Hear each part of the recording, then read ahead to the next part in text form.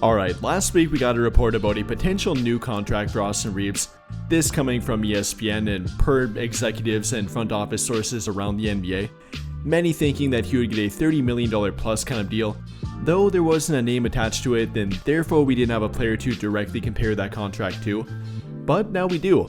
According to Kurt Helin of NBC Sports, Austin Reeves reportedly wants a contract worth the same amount as Tyler Herro.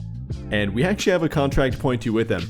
Tyler Herro signing a 4-year, $120 million contract with Miami Heat back in 2022, currently in the third year of that contract, making roughly $31 million next season, making $33 million during the 2026-27 NBA season, combining for $64 million left on that contract, and that could potentially be a good comparison and good representation point for a new Austin Reeves contract.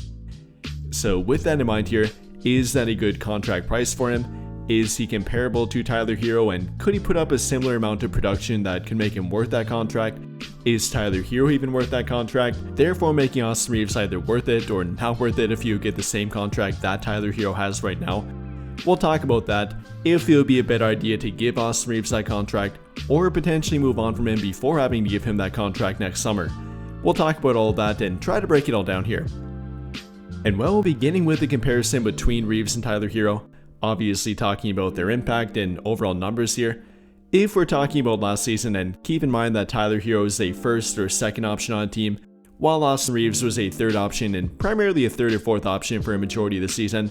Tyler Herro putting up roughly 24 points per game, being named an all-star for the first time, averaging about 5 rebounds per game, 5.5 assists per game, shooting 47.2% from the field, 37.5% from 3, having a value over replacement rating of plus 3.5, an effective field goal percentage of 56.3%, a plus 3.1 box plus minus rating, and all around having a pretty solid season as a top 2 option for the Miami Heat. And that's compared to Austin Reeves, who averaged 20.2 points per game, again as a third or fourth option, not as a top 2 option, 4.5 rebounds per game, 5.8 assists per game, 1.1 steals per game, shooting 46% from the field and nearly 38% from 3, having an effective field goal percentage of 55.6%, a plus 1.9 box plus minus rating, a plus 2.6 value over replacement rating, and actually being fairly comparable to Tyler Herro. Obviously not quite up to par with him, didn't average the same amount of points per game, though he did have him in assists per game, in steals per game, in 3-point percentage, and actually being pretty close to him for a guy that's not a top 2 option again. And I mean, if we theoretically would swap them, putting Austin Reeves on the Miami Heat and Tyler Herro on the Lakers last season, I think the numbers would actually be pretty similar to what they did last season, in regard to each other's place.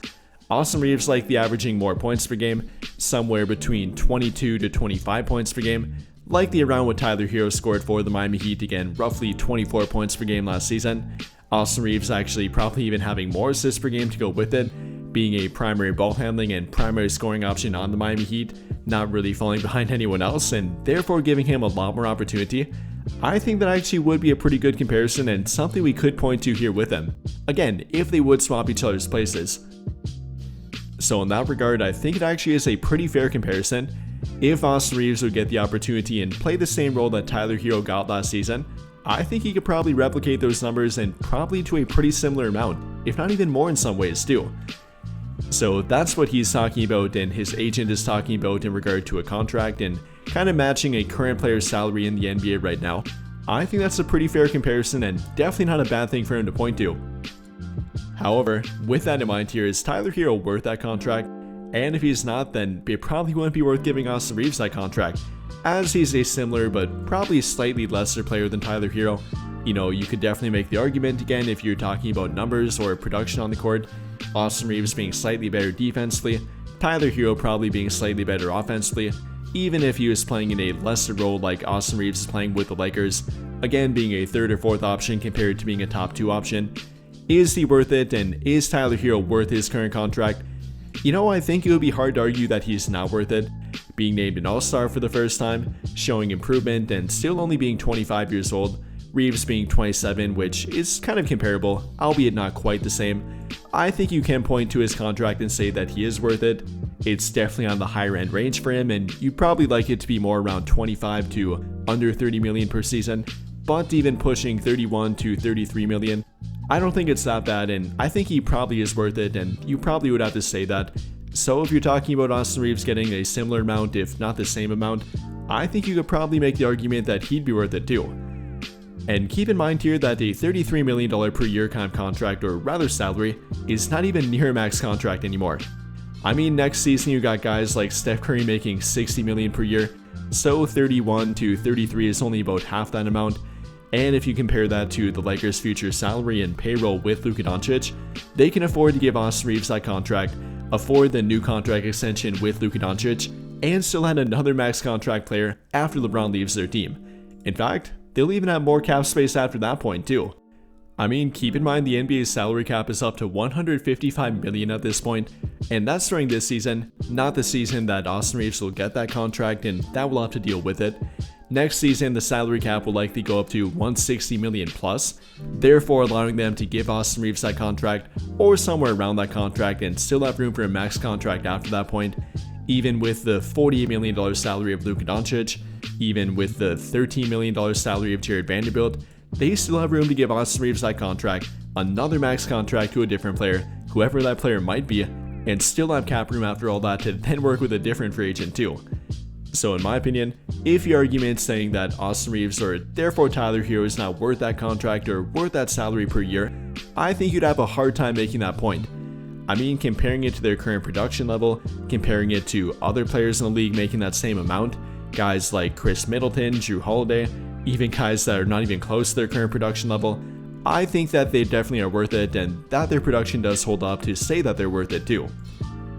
Though on the other side of that, I definitely wouldn't call them the most valuable player at that price. Whether you're talking about Tyler Herro or Austin Reeves theoretically at that price if he would be given that contract, definitely wouldn't call them as valuable compared to a Trey Murphy III, for example, making roughly $25 to $30 million per season up until the 2028-29 NBA season. Even to a guy like Ivica Zubac, that one the Clippers definitely got lucky with and paid him prior to him taking that next step, so it really does come down to luck here in my opinion. Giving a guy a contract and a long-term contract that he might not be worth right now, maybe he'll grow into it, or have to maintain his production to be worth that contract. That's kind of what it comes down to here, and if you're talking about Austin Reeves, there definitely is some risk with it, definitely not as much compared to an older player like a Jrue Holiday or a Jeremy Grant, for example, somebody that got their current contract and then kind of immediately fell off thereafter. That wouldn't be as big of a risk with an Austin Reeves, both in regard to his age at only 27, the fact that he is showing continual improvement, getting better every season in regard to scoring production, playmaking production, yes, even I guess defense a little bit, and all around the fact that he does have room for improvement. I don't think that would be a risk with him. Again, I wouldn't call him the most valuable player at that price, but you definitely can make an argument for him to be worth it, to maintain that value over time, even over a 4-year contract duration, and that it wouldn't be a terrible contract for him. Though again, if you want to go further on that point and say that he wouldn't be valuable at that price compared to a different player, if you can find somebody to trade him for at that price and a player that might be more worth that price, then I guess you could make an argument for that here too. However, that's definitely not an easy thing to do here. Not only finding the player that's more worth that contract compared to Reeves, but then actually trading for that player, which would then require more trade assets, not only giving up Reeves and an expiring contract like a Gabe Vincent or a Maxi Kleber, but potentially their last remaining first-round draft pick that's tradable for the next few years now. So is that more worth it to go that route, or is it better to simply pay Austin Reeves and give him a contract worth that amount next summer? Whether that's a $30 million per year kind of deal, a $25 to $30 million per year, or up to a $30 to $35 million per year kind of deal, that's up for debate here, but that's the situation that they're looking at, and the situation that we kind of have to value him at here too. Everything from current production level, value, fit, long-term standpoint, the team's current payroll and long-term payroll with him, or if they would give him that contract, and I'm not sure many fans are looking at it from that perspective and actually judging it based on all of that too. So with all of that in mind here, what do you guys think? How do you feel about the reports saying that Austin Reeves wants a contract comparable to Tyler Herro? Do you think that would be a fair contract and a fair price to give him? Do you think he would be worth it? Not worth it? Should they maybe look to trade him rather than pay him? Or how do you feel about the situation between Austin Reeves and the Lakers going forward? Let me know your thoughts in the comments down below. But I think that'll pretty much do it for this one. And if you enjoyed the video, then I'll greatly appreciate it if you drop a like, subscribe to the channel if you have not already, and hit that notification bell to never miss out when I upload a video. But as always, thank you for watching and have a great day or night.